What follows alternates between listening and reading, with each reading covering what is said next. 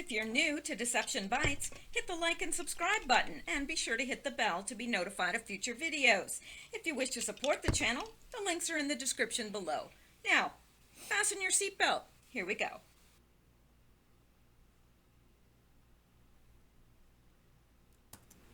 All right, guys, it is Friday, November 9th, and this is Mishel, Deception Bytes, and we've got a lot of stuff here.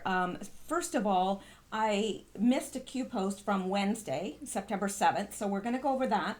And then Q has left one Q post for today, so we're going to be going over that. Sorry that I was not able to post yesterday. I had every intention of posting, but I have been sick again. And because it affects my blood sugar, I'm not able to think real straight when that happens. And the last thing you need is another person bumbling around with the news. We get enough of that from mainstream media. So I didn't want to torture you, and I'm back today. Now, this is what we're going to be doing. We're going to go over the Q post first, then we're going to get into the Q related news because there's a lot of it. And I don't know if you guys have heard of all of this that I'm going to cover. I hope you haven't. I hope some of it is new, but I do also hope that there are other people on YouTube that are covering these things. I think there's some pretty crackerjack people on YouTube. So I will trust that there are others that are covering this as well, and maybe far better than I. So let's get started. Now, we're going to go over here and we're going to look at the Q post that we missed out on. Well, I missed out on. You maybe have been following along on your own, and I hope that that is so, but this is what we're going to be doing. Now, just hold on for 1 second here because this does not belong here. It belongs up with the news. So I'm going to put it where it belongs so we don't get confused. Well, so I don't get confused. You people probably don't ever get confused. Now, let's get started. So much has happened. So much has happened. And it's a little bit disheartening for me because I'm listening to so many people say, well, I don't believe in Q anymore because he said trust sessions. Well, what does one have to do with the other, really? I don't understand why so many people have said, well, he said to trust Sessions and we can't trust Sessions. So because Trump fired him. Well, how do we know that that isn't all part of the plan? And I'm quite certain it is part of the plan because I don't think that this has taken anybody off guard. I think Q fully knew that this would happen, but we're still told to trust Sessions. So maybe Sessions isn't really done, or maybe he's already done the job that he was supposed to do and his time is over. I don't know, but I don't necessarily think that one supersedes the other. I think you can have both. I think we can still trust Sessions. Why? Because Q told us to so many times. And maybe that was part of the disinfo, because didn't Q also tell us that disinfo is necessary? So maybe that was meant for the deep state, for them to trust Sessions. I don't know. Or for them to think that Sessions was doing something that really he wasn't. But now we've got a hard, heavy hitter in there who is already hit the ground running. So I don't think that anything has been, I don't think the system's broken. I don't think that their plan has gone awry. I think that things are unfolding exactly as they expected them to unfold. I'm not sure if they were expecting the amount of poll tampering that there was. Because remember, they told us our elections are safe, and evidently they're not safe. However, there again, we cannot rule out the fact that they were giving disinfo, that they were telling everyone, Q was telling everyone, because remember, the world is watching, that includes the deep state. So Q was saying, the elections are safe. Maybe that put the deep state into, a sense of, relief. They don't suspect anything. And all the time they were tampering with the polls. But if you'll notice now, they're being called out on it. So I think we rush to judgment too quickly. I really do. And yes, we have to use our minds and we have to think through this stuff for ourselves. Nobody is telling us to follow blindly. Q tells us not to follow blindly. I think there are a lot of YouTubers that are on this that say don't follow blindly. Watch, evaluate, and don't throw your brains out. I don't think that is doing anybody any good. So that's where we are. Anyway, let's get started here.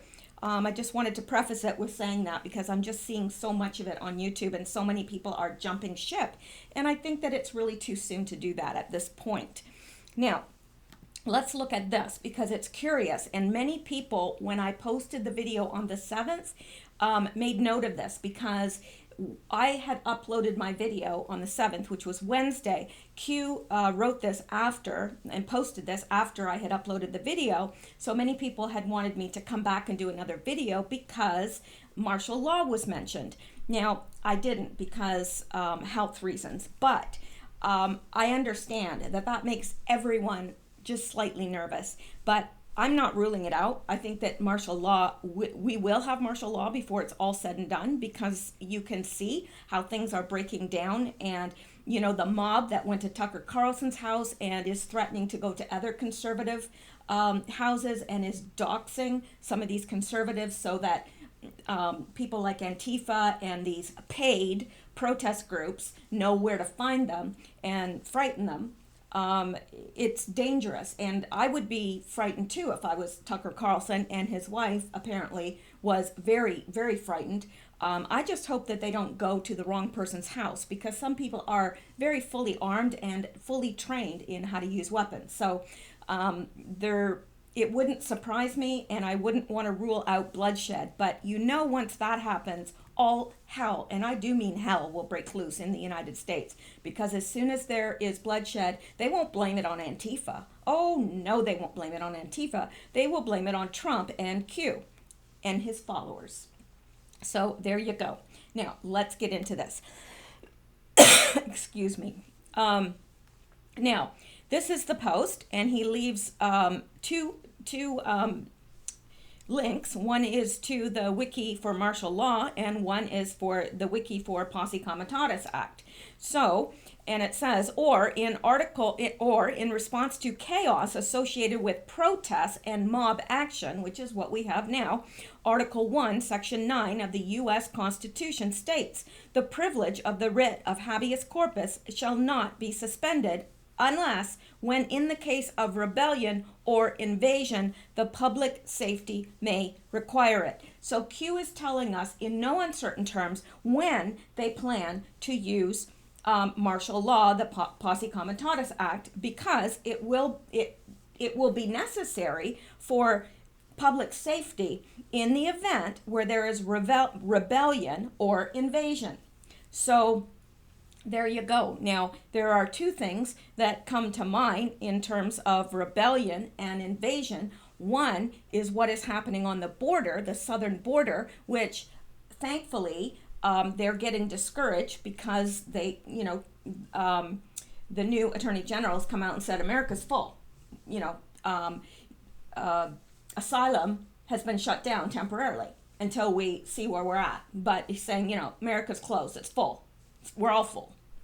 And I think that was a very smart move. But you've also got the case of rebellion when it comes to Black Lives Matter, Antifa, and other socialist organizations. I think it's interesting that the new, what is her first name? Her last name is Ocasio-Cortez. I always forget her first name, but she's kind of the dippy one. And I don't say that lightly. I don't like to put people down, but she's the youngest and clearly the most intellectually challenged person that has ever made it to the House. But hey, there you go. And anyway, she is complaining because she can't afford the rent in D.C. And it's interesting that she's a socialist, so maybe she just believes that she should be given an apartment. Well, welcome to the real world. When your paychecks start rolling in from Congress, then you'll be able to afford an apartment like everyone else, that you have to pay your dues, and nothing is for free. And like the retired judge in New Jersey who watches, and he knows who he is, he goes by a different name here, but he says there's no such thing as a free lunch. So, and I agree, there isn't. So let's get into this. It's too bad we couldn't get him on to explain some of this, because I'm sure he would do a much, much better job than I. But here we go. Now, this says martial law is the imposition of direct military control of normal civilian functions of government, especially in response to a temporary emergency, such as an invasion or a major disaster, or in an occupied territory. So if somebody was occupying a territory and the government or the normal government could not get control, that is when military law would step in, or in the case of an invasion from another country or what have you, or a major disaster. But also it is to enforce the rule over the public, like in such cases as rebellion and what have you, such as we saw in the case of Tucker Carlson. So martial law can be used by governments to enforce their rule over the public. Such incidents may occur after a coup d'etat, Thailand in 2006 and 2014, and Egypt in 2013. Those are just 3 examples when threatened by popular protest. China, such as Tiananmen Square protests of 1989. I'm sure that those of us that were alive at that time remember that very well. Let me see, 2009, the Iranian Green Movement that led to the takeover by Revolutionary Guards to suppress political opposition, Poland in 1981, or to stabilize insurrections or perceived insurrections, Canada, the October Crisis of 1970. Martial law may be declared in cases of major national disasters. However, most countries use a different legal construct, such as a state of emergency. Now, I remember being in Louisiana after the hurricane, and everything. You had National Guard there to enforce curfews. Like, I think we had to be in at 7 or 8 o'clock at night. I can't remember, but if you were caught on the street after that, you could be fined or whatever. Jailed. I don't know. I didn't push the system to find out, but and they were there at gas stations because most gas stations could not pump gas, but those that did have generators brought in by the Army, they could pump gas, and it was there to keep order because everybody wanted gas. And they were there to also hand out food and so forth, but they did enforce the law just the same as if they were police officers. So that is just my little tiny taste of it. I didn't see it as overly negative at the time because they were restoring order and peace, and I viewed it as a very good thing at the time because it was just an unsafe environment. So anyway, that's my little tiny taste of it, but it wasn't really martial law. Martial law has also been imposed during conflicts and in cases of occupations where the absence of any other civil government provides for an unstable population. Examples of this form of military rule include post-World War II Reconstruction in Germany and Japan, the recovery and reconstruction of the former Confederate States of America during Reconstruction era in the United States of America following the American Civil War, and German occupation of northern France between 1871 and 1873 after the Treaty of Frankfurt ended the Franco-Prussian War. Now, for those of you that are not into history, these examples may not mean anything to you, but they are just examples in history. And here it says, typically, the imposition of martial law accompanies curfews, the suspension of civil law, civil rights, and habeas corpus, and the application or extension of military law or military justice to civilians. Now, that's interesting to think about, the application or extension of military law or military justice to civilians. Excuse me. Civilians defying martial law may be subject to military tribunal, court-martial. Something to keep in mind.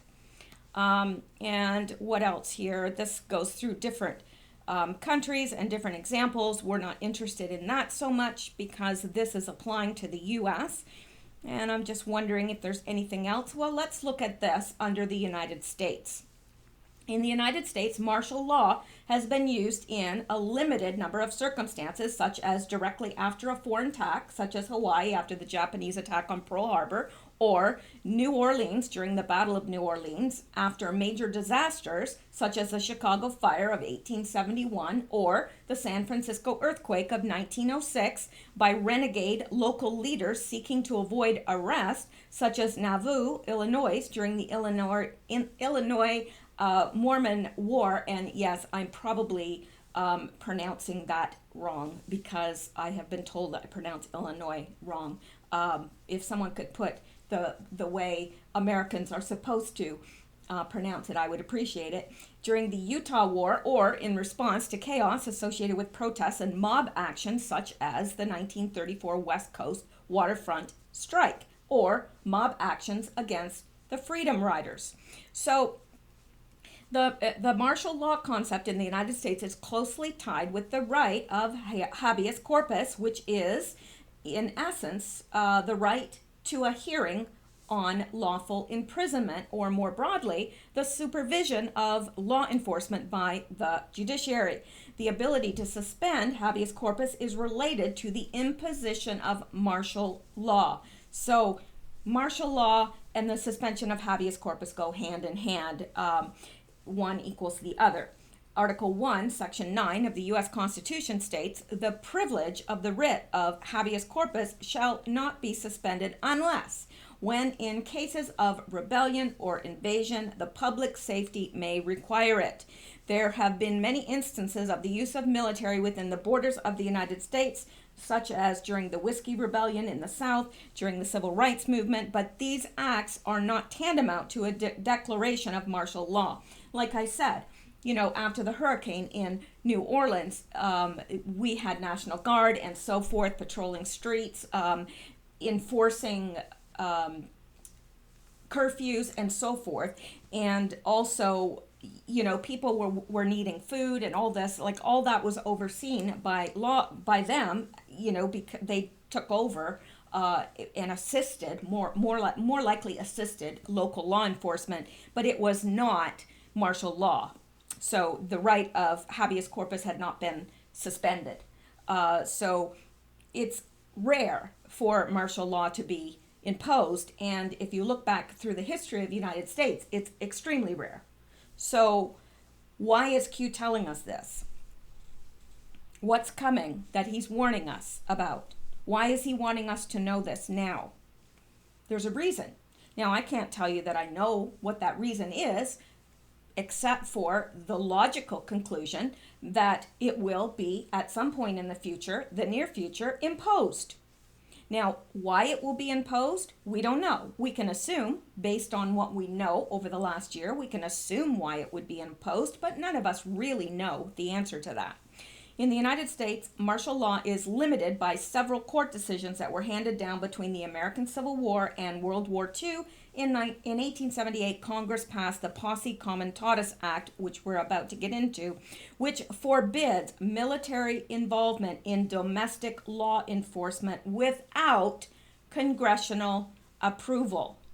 Okay, so they need congressional approval to be able to institute martial law, which will suspend the writ of habeas corpus and allow them to detain civilians. Now, this is important. Q is wanting us to know this. So that's why I'm taking the time to go over this. I'm no expert on martial law by any stretch of the imagination, and I doubt that many of you are either, unless you've taken law or are just, lots of us study subjects that we may not need to, but they may interest us. So there may be a lot of people out there that are experts on such. I'm not one of them, but I am bringing this to you because it's part of what Q wants us to know. Now, let's look at the next thing, which is the Posse Comitatus Act, which I'm sure you've all heard, but may not be familiar with what exactly it is. Okay, the Posse Comitatus Act is a United States federal law 18 USC 1385 original at 20 Stat 152, signed on June 18, 1878 by President Rutherford Hayes. The purpose of the act, in concert with the Insurrection Act of 1807, is to limit the powers of the federal government in using federal military personnel to enforce domestic policies within the United States. It was passed as an amendment to an Army appropriation bill following the end of the Reconstruction and was subsequently updated in 1956 and 1981. The act only specifically applies to the United States Army and, as amended in 1956, the United States Air Force. While the act does not explicitly mention the United States Navy and the United States Marine Corps, the Department of the Navy has prescribed regulations that are generally construed to give the act force respect to those services as well.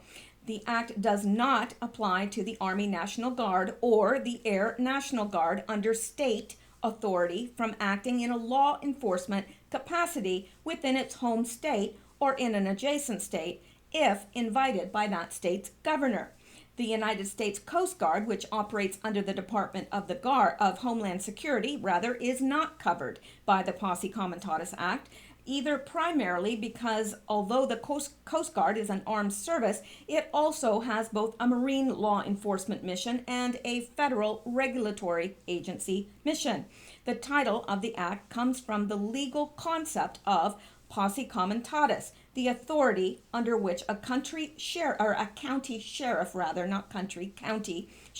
or other law officer conscripts any able-bodied man to assist him or her in keeping the peace.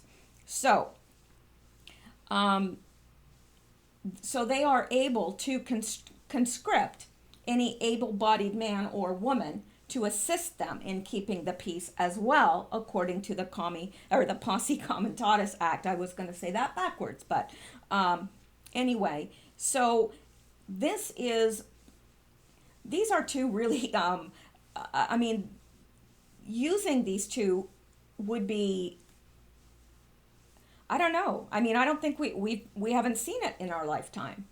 So I think it would be reserved for something absolutely catastrophic and major, a major breakdown in the social order within the United States, which we're seeing. We're seeing that. Now, I don't think we're to that point yet, but we're seeing it. We can see the cracks in the foundation of America, and they're becoming deeper. So I don't know. And I think about the fact that, everywhere I turn, everybody's talking about a reset. Everybody's talking about a reset. So, and I've had it bandied about that something's going to happen on 11/11. Now, I don't know that. I can't see into the future. Now, based on what is happening around us, we are able to make pretty accurate predictions of what's going to happen. But nobody knows the future except for God. And so I don't know. I think that there's something coming, whether it's an economic reset that's going to lead to, civil unrest, or whether it's this whole election thing that's breaking down and disintegrating because there has been so much election fraud uncovered. Whether that's going to cause it, I don't know. But you can bet that Q is warning us that it's ahead. So whatever you have to do to prepare for you and your family, and I'm not saying this out of fear, it is just good sense to have some extra food in the house, some extra water. Don't leave your medicine to run out completely. Go get your refills, things like that. These are just things that one should do anyway, because you never know. There can always be, look at the people in California with that fire, which is something else I want to mention here, okay? Because it struck me odd that, not Rosenstein, Eric Holder tweeted about the red line. He tweeted about the red line while standing on the grave of JFK. Now, that's significant. That was a threat. That was a direct threat to our president. And if you've taken it any other way, I don't know. I don't know how anybody could not take it as a direct threat. He He texted that while standing on the grave of JFK. So, and he talked about him crossing a red line. To me, that was a threat that, look, you keep going, and the same thing's going to happen to you as happened to JFK. And don't think that they don't have it in the plan. They've already tried to shoot down Air Force One. How many times? So they do want our president dead. Oh, they want that very, very much. And so I think that was a threat. Then you had the shooting, and it struck me interesting that those two things happened. First of all, paradise burned. Think about that. You think about that. Of all the places the fire could have started, paradise burned. And it's horrible. I know that there were missing people and everything. I was keeping up with that, and it's just absolutely catastrophic. And my prayers are certainly with those people, and I pray for family members who may have lost loved ones or pets or what have you, or even their possessions, because that is extremely traumatic to have a house burned to the ground with everything inside. All your memories, all your photos, they can never be replaced. So it's interesting that paradise burned. Then you've got a shooting at a place called Borderline, which was clearly a false flag. We already see that. We can see that it's a false flag, and it's going to be blamed on Q because it was a person that they say was spouting Q rhetoric or what have you. So it's interesting. Now, the name Borderline, that's interesting. Eric Holder texts about Trump crossing a red line while standing on the grave of JFK. Next, paradise burns. Then you've got to shoot. I don't know which came first, to tell you the truth, but then there's the shooting at Borderline. Well, what was their big ace in the hole? Is all those people coming up to the border, right? Borderline. I don't know. There's too much there to be a coincidence to me. You know, you got paradise that burned. You've got a threat against our president's life, which that's how I take it.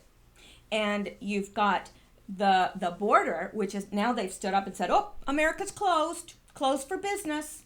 No more asylums. We're not taking any more applications for asylum. Go home, people.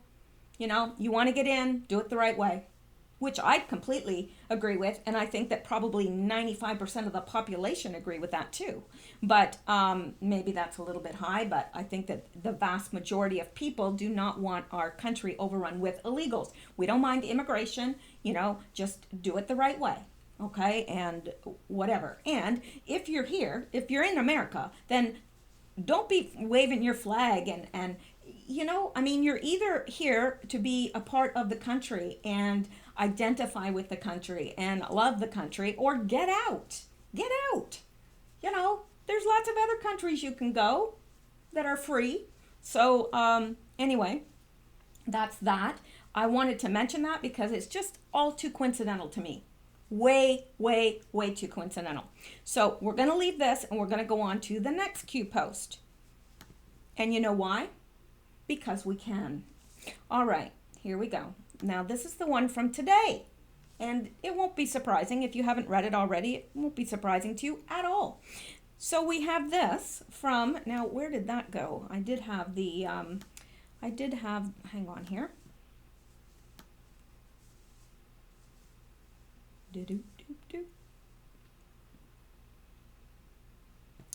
All right, this is way up into the news here, so that's not it. Where is it? Maybe that's it. No, that's not it. I'm trying to look for the, Oh, there. Okay. All right. This does not belong here. That's why. Threw me off, man. Threw me right off. Okay, doesn't take much. So we've got this post by Q today, and it was made at 16:24, which I believe is 4:23:27 Eastern Time. And it's an article from the Daily Beast about QAnon being referenced by the man arrested for threatening to kill Trump. So, interesting. Let's go take a look at that first, then we'll come back to see what Q has to say about it. And the hamsters are slow tonight. It's been snowing all day, so perhaps they are cold. QAnon referenced by man arrested for threatening to kill Trump. Jeffrey Boyd told a Pennsylvania woman he had come from Oklahoma with a gun because of CIA mind control and other Q-related clues. Police say he threatened the first family. And there we have a picture of him with a giant Q around him, just to make sure that in our minds we associate him with Q. That's the idea. A man charged with allegedly making threats against Donald Trump and the Trump family made several references to the QAnon conspiracy theory. It is not a theory, it is a fact. Anyway, let's go on and read their truly biased report. So he made references to QAnon before his arrest, according to Twitter messages obtained by the Daily Beast. Pennsylvania State Police arrested Jeffrey Gardner Boyd, 55, on July 31st in Berwick after finding a loaded handgun and ammunition in Boyd's truck. Boyd is charged with 4 counts of making terroristic threats to kill Trump, daughter Ivanka Trump, and Donald Trump Jr., and son-in-law Jared Kushner. Boyd, who pleaded not guilty at his arraignment, is being held on $1 million bail. His attorney didn't respond to requests for comment. Why didn't he threaten to kill Melania? I don't know. Why the daughter and not the wife? I don't know. But who would want to kill Melania? And really, who would want to kill Barron when people were making threats against him? I mean, only a very, very sick person. Boyd had initially driven from his home in Tulsa, Oklahoma to Pennsylvania, according to a police report, because he had become convinced that a Pennsylvania woman who posts about QAnon on Twitter was being held hostage by shadowy forces. Boyd allegedly told the woman that he planned to go to Washington, D.C. to shoot Trump or other members of the Trump family, claiming that he was being mind-controlled by the CIA. Well, maybe he was. The woman, who has been identified only by her first name, Kate, told the Daily Beast that she warned the man not to try to ram his truck into the gate at the White House. That's a very odd thing for her to say, don't you think? I don't know. That's just not something that I would say. If somebody was next to me and saying, I plan to kill the president, I wouldn't say, oh, well, be sure not to ram your truck into the White House gate. That's just not something that would cross my mind at the time. But, hey, I'm not Kate. He told me I would never know if he did, Kate told the Daily Beast. Boyd's arrest appears to mark the latest appearance of the QAnon conspiracy theory with a dangerous real-life incident. That's what they're wanting to connect. Dangerous real-life incidents, Q. That's what they want in your mind. They want them associated. So, in June, an armed QAnon believer made a homemade armored truck to block traffic on a bridge near the Hoover Dam. No, he didn't. That was a false flag, and I think that everybody with more than 2 neurons to rub together could figure that out for themselves. But, hey, there are some people that do not have 2 neurons to rub together, one of which is now in Washington. Yes, I'm referring to the woman that can't afford an apartment in Washington, D.C. And you know what? I don't know if I could either. I'm not putting her down for that. It's just odd that, it was just odd that that would be in the newspaper. I just think it's an odd story. So I commented on it, and so sue me. I'm just kidding.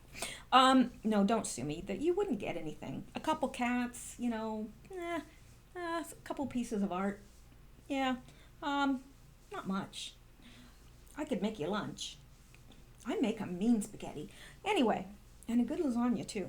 Anyway, the growing conspiracy theory, which is based on a series of cryptic clues posted on online forums, portrays a world in which Trump is engaged in battle against the CIA. Well, isn't he? Isn't he? I see evidence of that all around me. Top Democrats and Hollywood elites, pedophiles, and the deep state. Yep, that's pretty much it. That's who he's at war with. CIA, top Democrats, and Hollywood elites, pedophiles, and the deep state. So, anyway, I don't know why that is so surprising to these people, but apparently it is. Now, I've been had by the effing deep state and CIA, Boyd wrote in one of his Twitter direct message. Well, maybe he had. I don't know. I believe in mind control, don't you? I think that there are mind controlled people all around us, really. They're controlled by the mainstream media or sometimes even more nefarious things. So, I don't know. In direct messages, Boyd repeatedly referenced QAnon terms. For example, he wrote that he had first encountered the woman on Calm Before the Storm, an internet forum devoted to analyzing QAnon clues. Of course, they did away with that. Reddit did away with that because, they like to censor. In another message, Boyd claimed God was giving him breadcrumbs, using the same term QAnon followers use to describe the clues they received from Q. An anonymous poster or group of people who QAnon believers claim is a high-ranking Trump insider. And yes, he is. All right. Boyd also mentioned Stormwatcher, a Twitter account that tracks sealed indictments filed in federal court. QAnon believers claim the sealed indictments are proof that Trump will soon arrest high-ranking Democrats like Hillary Clinton. Oh, I hope so. I don't wish people harm. I don't wish Hillary Clinton harm. I wish her justice.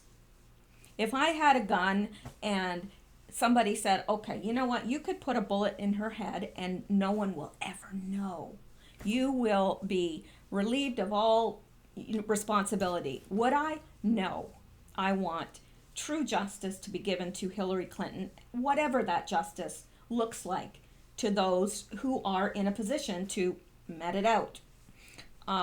That's what I want. I don't want her harmed in that way. I want her brought to justice, and I want her to fully understand what it was she did and what effect it had on the country. Now, whether she will care or not, I don't know, but one can always dream. Once he arrived in Pennsylvania, Boyd went to the woman's house and discovered that she was actually being held hostage by the deep state. Okay, but Kate worried that Boyd wouldn't find out that Trump was coming to Pennsylvania for a rally on August 2nd. After initially encountering the man when he arrived at her house by surprise, Kate arranged to meet Boyd the next day for lunch at a nearby barbecue restaurant, because that's what you do when you're planning to kill a president. I guess you meet at a barbecue restaurant. At lunch, that barbecue stuff, that's, you got to beware of that.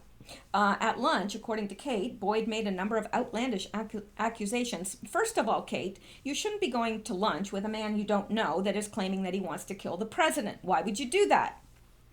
I'm just saying. Just because he's in a barbecue restaurant, barbecue doesn't have any protective properties that I'm aware of. If it did, we'd all smear barbecue sauce all over ourselves, but we don't. So anyway, Kate is a very silly girl or woman, whatever the case may be. I would assume she's a woman because no mention of him being a pedophile.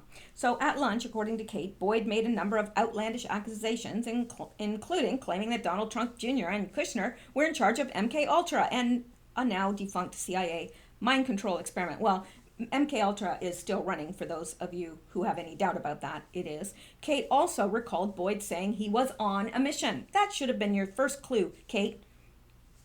Perhaps you could have phoned somebody up and let them know. And maybe she did. I don't know. Let's read.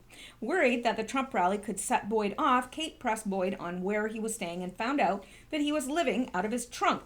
That would be very difficult. In the parking lot of a giant supermarket.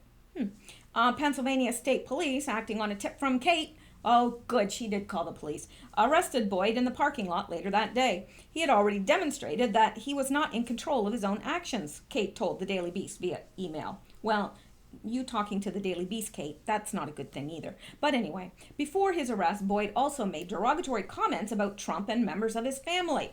Kate told the Daily Beast, not typical behavior for QAnon believers who tend to be staunchly pro-Trump. That's right. I don't know of many QAnon followers that are anti-Trump. Why would they be? But Boyd's claim that he's being turned into a presidential assassin through MK Ultra echoes other clues that make up the QAnon conspiracy theory. In February, Q posted a clue hinting that a 2017 incident in which a car went out of control near the Trump motorcade was a result of MK Ultra mind control. Well, maybe it was. If Trump is saying that, he obviously has reasons to say that. He's the president, for goodness sakes. He's got more information about it than we do. In fact, however, the car's teenage driver only crashed near the motorcade after her brakes went out. Oh, well, then. You can't be mind controlled if your brakes go out, can you? Apparently not. That's what they're saying. They're mutually exclusive. So if your brakes fail in your car, you can rest assured that you are not an MK Ultra victim. So that should make us all feel better if we're still alive after our brakes fail. So there you go. Now, that is what Q wanted us to read, probably to see the sheer lunacy of it. And let's go back. Why are we under heavy fire? Why are we so important to the fake news media? Attacks coordinated? Of course they're coordinated. Of course. We have seen this time and time and time again. They are wanting us to associate Q with Loopy. That's exactly what they're doing. The swamp is everywhere. There is a reason some could no longer be trusted. There is a reason some could no longer be trusted. Now, we don't know who he's talking about there. We don't. Now, maybe he's talking about Sessions. I don't know, because remember, you always said trust Sessions. Now he's saying there is a reason some could no longer be trusted. You are witnessing the systemic destruction of the old guard. Forced exposure. Standard deviation broken long ago. P.A.I.N. Q. So I think we are coming up on, and we knew that it would be after the elections. Now we've got a whole lot of stuff going around about the elections and so forth that I'm going to get into with the news. But we are witnessing the destruction of the old guard, and exposure is coming. And exposure is coming very quickly, which could be why there's a lot of strange things in the news lately, very strange things. So I did tell you that I was going to hit on those two Q posts. I did check before I started recording to make sure that we didn't have any additional Q posts for today, but it's still young. The night is young, and there may be other Q posts that I will get to if they become available. Now, I told you that I was going to go straight into the news. I think I'm going to cut it off here and just make this about Q posts, and then I'm coming right back to do a video on Q-related news. I still have lots of energy. I'm feeling well, so I think that that's what we're going to do here, and that way those that are just want to listen to Q-related or just Q posts, get it in this video, and we can go on to expand our outlook into what's happening in the news and how it relates. So I've got plenty of that for you, and it's stuff that I think that you'll want to know. So stay tuned. After I upload this, I will be uploading another later. Okay, so thank you so much for listening, guys. Thank you for those who have bought me coffee or joined Patreon. I really appreciate it. It does go a long way. It may be a small sacrifice for you, but it means a lot to me. So I really do appreciate that very much, but I don't ever want anyone to feel obligated, ever. If you cannot afford, to buy me a coffee or whatever, then do not worry about it. Please, please. I'm not here to get rich, because this would not be the way. I could use my degrees to do that. This would not be what I would choose if I was trying to get rich, trust me. Anyway, so that's it for this video, but there will be more to come. So thank you so much, and I will talk to you guys later.